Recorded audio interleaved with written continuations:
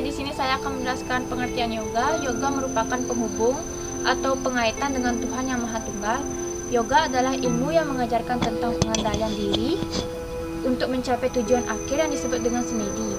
Yoga adalah pengendalian gelombang-gelombang pikiran dalam alam pikiran untuk dapat terhubung dengan Tuhan yang Maha Esa. Yoga diartikan sebagai proses penyatuan diri dengan Tuhan dengan terus-menerus. Jadi secara umum yoga dapat disimpulkan sebagai teknik yang memungkinkan seseorang untuk menyadari penyatuan antara paratman dan jiwatman melalui keheningan sebuah pikiran. Baik, di sini saya akan menjelaskan sejarah yoga. Sejarah yoga, kitab Veda ini digubah sekitar 5.000 tahun sebelum Masehi, yaitu pada saat memasuki bangsa Arya ke India. Namun yoga sudah dikenal oleh masyarakat India sebelum bangsa Arya memasuki India. Para yogi sudah terdapat di India. Timbulnya ajaran yoga bermula dari kesadaran manusia dan pentingnya mendekatkan diri dengan Sang Pencipta. Sadar akan adanya kekurangan dan kelemahan, dan juga sadar bahwa Atman yang ada dalam diri manusia adalah sama dengan Sang Pencipta. Hanya saja segala bentuk kekotoran yang melekat pada Atman itu harus dibersihkan agar dapat menyatu dengan Sang Pencipta dengan sempurna pada asalnya, yaitu dengan jalan yoga. Yoga adalah milik dunia luas, milik semua insan manusia yang memiliki kesadaran untuk mendekatkan diri dengan Sang Pencipta. Ibarat matahari, siapapun juga bisa berhak menjemur di bawahnya. Pengertian Ashtanga Yoga. Ashtanga Yoga merupakan tahapan-tahapan yang mesti ditempuh dalam menjalankan aktivitas yoga. Dalam bahasa Sanskerta, Ashtanga memiliki arti 8 komponen atau anggota badan.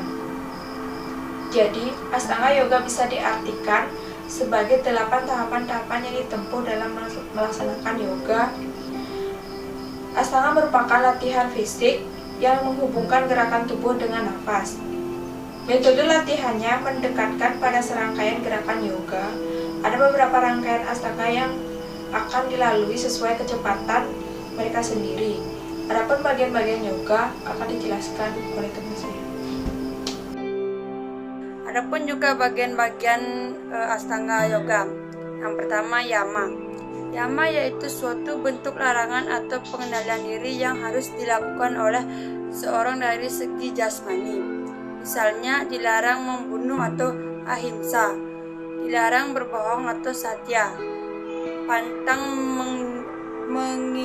mengingini sesuatu yang bukan miliknya atau asteya, pantang melakukan hubungan seksual atau brahmasari, dan tidak menerima pemberian dari orang lain atau aparigraha. Yang kedua itu ada nyama. Nyama yaitu bentuk pengendalian diri yang lebih bersifat rohani. Misalnya sauca atau tetap suci lahir batin, santosa atau selalu puas dengan apa yang datang, swadhyaya atau mempelajari kitab-kitab keagamaan, dan iswara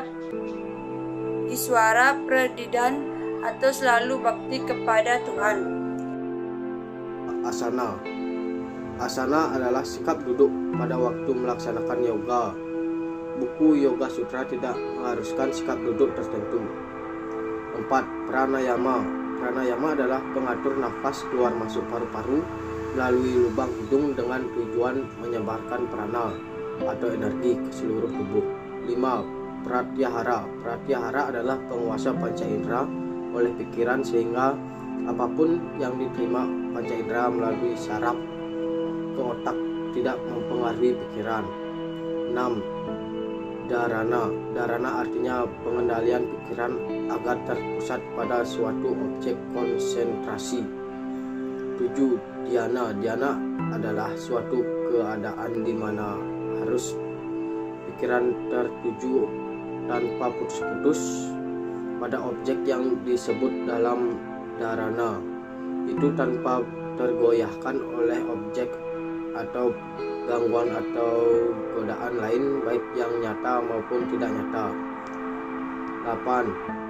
Samadhi. Samadhi adalah tingkatan tertinggi dari ashtana yoga yang dibagi dalam dua keadaan, yaitu 1. Samprajanta Samadhi atau Sabija Samadhi adalah keadaan di mana yang yogin masih mempunyai kesadaran.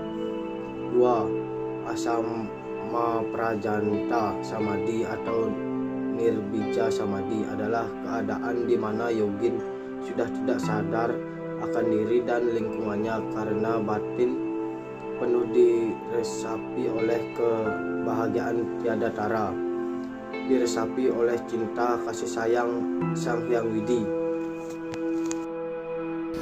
Adapun upaya-upaya hambatan dan tantangan dalam yoga yaitu 1. Melaksanakan meditasi. 2. Mendalami ilmu pengetahuan. 3. Melaksanakan atau mewujudkan dharma. 4. Mendekatkan diri kepada ide Sang Hyang Widiwasa. 5. Menumbuh kembangkan kesucian jiwa dan raga. 6. Mempedomani dan melaksanakan caturmarga yang terdiri dari 1. Bhakti Marga Yoga. 2. Karma Marga Yoga. 3. Jnana Marga Yoga. Dan 4. Raja Marga Yoga. Selanjutnya manfaat dalam kehidupan sehari-hari akan dijelaskan pada teman saya. Ada beberapa manfaat yoga dalam kehidupan sehari-hari. Nah, yang pertama, yoga dapat menurunkan stres. Yoga dikenal karena dianggap bisa menurunkan stres dan menurunkan hormon penyebab stres. Yang kedua adalah yoga dapat meningkatkan kesehatan jantung. Nah, ada beberapa penelitian yang membuktikan bahwa memasukkan yoga ke dalam gaya hidup sehat dapat membantu memperlambat perkembangan penyakit jantung. Yang ketiga, yoga dapat menambah kualitas hidup. Yoga dapat membantu meningkatkan kualitas tidur, meningkatkan kesejahteraan rohani, meningkatkan fungsi sosial, dan juga mengurangi gejala kecemasan. Yang keempat ada fleksibilitas dan keseimbangan. Banyak orang menambahkan yoga sebagai rutinitas untuk meningkatkan kebugaran mereka. Berarti hanya 15-30 menit yoga setiap hari dapat membuat perbedaan besar bagi mereka yang ingin meningkatkan kinerja dengan meningkatkan fleksibilitas dan keseimbangan. Yang kelima, yoga dapat meningkatkan kekuatan. Gerakan yoga yang pelan dan terkontrol dapat membuat otot-otot di dalam tubuh bergerak dan menahan pose yoga. Bahkan ada pose khusus dalam yoga yang dirancang untuk meningkatkan kekuatan otot dan membangun otot. Yang keenam, yoga dapat membantu meningkatkan pernapasan. Pernapasan yoga adalah latihan yoga yang berfokus pada pengendalian nafas melalui latihan dan teknik pernapasan. Sebagian besar jenis yoga menggabungkan latihan pernapasan ini.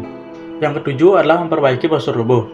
Postur yang baik mempengaruhi setiap sistem di tubuh, termasuk sistem pencernaan, sistem otot, peredaran darah, dan juga saraf. Berarti yoga dapat memperbaiki postur dan memastikan bahwa tubuh dalam kondisi berfungsi optimal. Yang kedelapan, yoga dapat menurunkan berat badan. Yoga dapat menjadi olahraga yang menurunkan berat badan bila diterapkan dengan benar. Latihan yoga yang teratur dapat membuat tubuh membakar kalori, membentuk otot, dan juga membakar lemak dari tubuh. Yang kesembilan, meningkatkan kepercayaan diri. Membuat Anda merasa nyaman dengan diri sendiri dan membantu Anda mengambil pendekatan positif dalam hidup. Yoga bisa membuat pikiran menjadi lebih jernih dan juga hati lebih damai. Yang kesepuluh adalah mendorong pola makan sehat. Yoga membantu dalam mempertahankan daya tahan tubuh Anda dan menjaga agar tetap bugar. Hal itu memotivasi Anda untuk makan sehat dan meningkatkan sistem metabolisme tubuh.